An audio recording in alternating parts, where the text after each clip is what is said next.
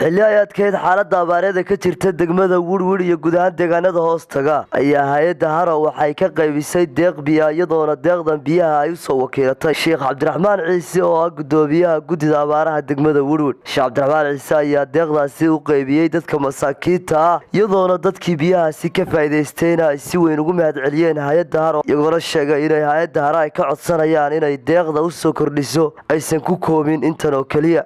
taariikhdu tahay 7 bisha afraad 2017 waxa aanu halkan magaalada Woodward ku qaybinayna degmada Woodward biyihii caawimada ahaa ee ay soo dirtay hay'adda Haro oo ariga Mareykanka ka soo dirtay ayaanu halkan ku qaybinaynaa biyaha iyaga dadka muxsiniinta ayaa la soo baxay waxayna ugu soo direen oo ay u soo baxsadeen dadka tabaalaysan ee abaaruhu ay halakeeyeen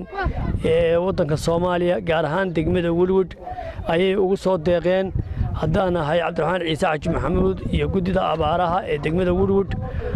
oo ay u soo wakiisheen in ay gaarsiiyaan dadka tabaalaysan biyahan maanta ayaan u qaybinaynaa dadkii degmada Woodward baan ugu qaybinaynaa iyo hareeraheeda booyadihii biyo lacagta aanu siinay iyo biyahan ku iibinay qayb waxaan u diray dadka miyiga oo xoolaha ay u soo aroori waayeen oo baadiyaha jooga waxaana magaalada dadka jilicsan baan ugu qaybinaynaa lacagta iyada aan biyaha ku iibinay waxay ahayd lacag $2,000 sidii ay noo soo gaadhay ayaan u qaybinaynaa waxaanu aad uga mahad celinaynaa hay'adda Haro iyo dadka muxsiniinta lacagta la soo baxay biyaha ay walaalahoodu ugu soo deeqeen iyo baahida ay u soo direen ayaan aad ugu mahad celinaa waxaan leenahay jazaakumullahu khayral jazaa ilaahay subxaanahu wa ta'aala isagoo ha idinka abaalgudo akhri adduunba qaybinaynaa biyo ay soo dirtay hay'adda Haro oo ay ku midoobeen dad Soomaaliya oo waddanka Mareykanka jooga ay ku midoobeen biyahaasi lacag $2,000 bay ahaayeen waxaanu ka u qaybinay miyiga xoolihii markay soo aroori waayeen booyadihii sidoodii baan ugu geynay miyigii xoolihii xiriyahoodii aan ugu geynay xaafadaha magaaladana qaybo ka mid ah baanu ku waraabinaynaa labadaas sistem baan u kala qaybinay oo aad aragtaan indhihiin aad ku aragtaan markaa wayna soo gaadhay lacagtaasi annana sidaasaan u maamulay waxaanoo filaynaa inay sidii aad rabteen ay tahay intaa haddaan hore uga sii gudbo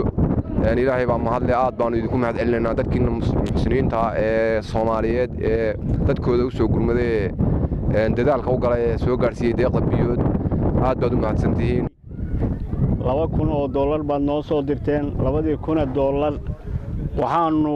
u diray miyiga iyo magaalada xoolama soo arooraan ariyaha yaryar hale 40 ama 50 noqoto xiriyaha lagu waraabiyaa hadeerna magaaladii baan u shubanaa waxna dibadda noo saaray ilaahay baa mahad leh idinkana waa idin mahadnaqanaa ku hadlaya afka dadka shacabka ee Woodward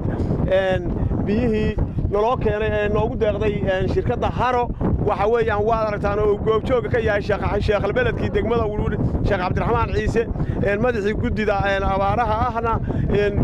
afayeenkii guddida abaaraha xubnihii kale guddida abaaruhu intuba ay goobjoog ka yihiin sheekhaas biyihii waa na soo gaarsiiyay alxamdulillah waad arkaysaan hadda in dadkii aan u shubayno waxa weeyaan waa mar labaad iyo mar saddexaadba waxaanu